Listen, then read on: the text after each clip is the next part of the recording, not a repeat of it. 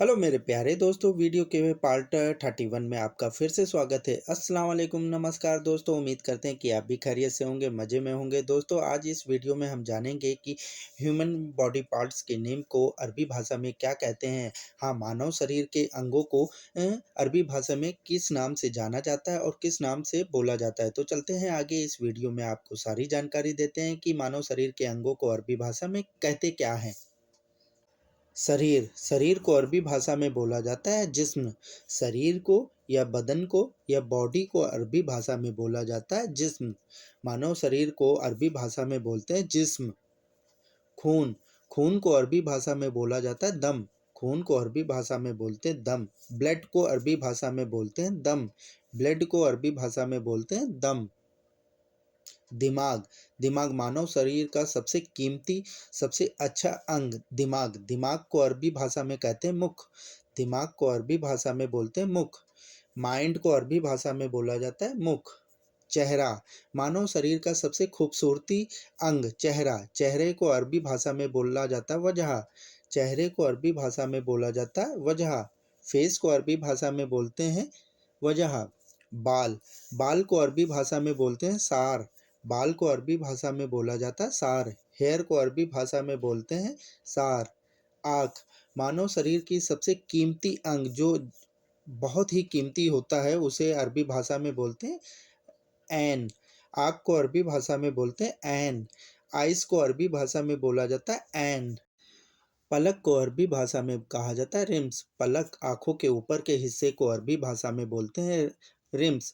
पलक को अरबी भाषा में कहा जाता है रिम्स। दाँत दाँत को अरबी भाषा में कहा जाता है स्नान। दाँत को अरबी भाषा में बोलते हैं स्नान। दाँत कहें या तेत कहें, इसे अरबी भाषा में बोलेंगे स्नान। ओठ मानव शरीर के फेस का सबसे अच्छा अंग ओठ। ओठ को अरबी भाषा में बोला जाता है साफ।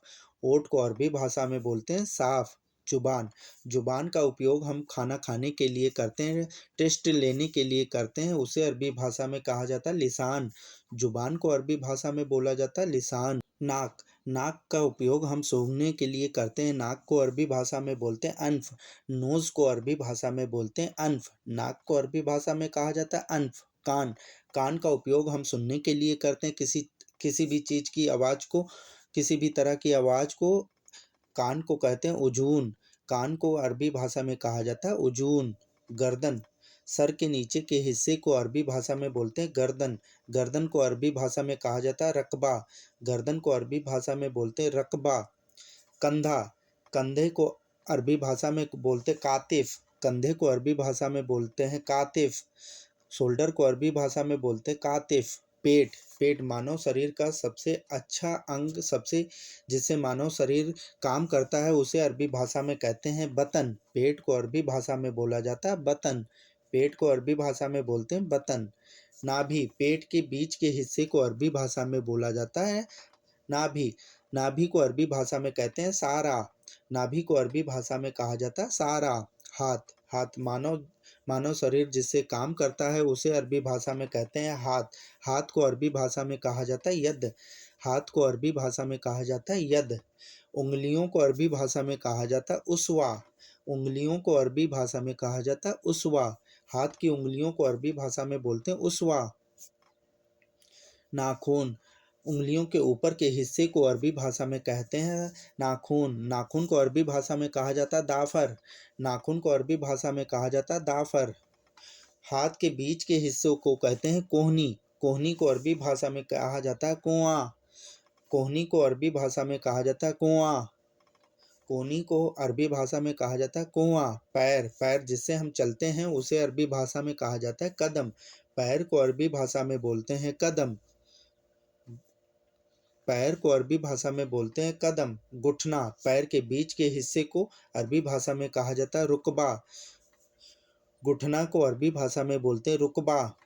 हेलो मेरे प्यारे दोस्तों, वीडियो देखने के लिए आपका बहुत बहुत शुक्रिया। उम्मीद करते हैं कि इस वीडियो से आपको कुछ नया सीखने को मिला होगा, कुछ नई जानकारी मिली होगी। दोस्तों, अगर आप हमारे चैनल पर पहली बार विजिट कर रहे हैं तो प्लीज़ हमारे चैनल को सब्सक्राइब कर लें, बेल आइकन को प्रेस कर लें, जिसमें कोई भी नई वीडियो बनाओ तो सबसे पहले नोटिफिकेशन आपके पास पहुँचे। तो चलते हैं आगे वीडियो में। अपना ध्यान रखिएगा, दुआओं में याद रखिएगा।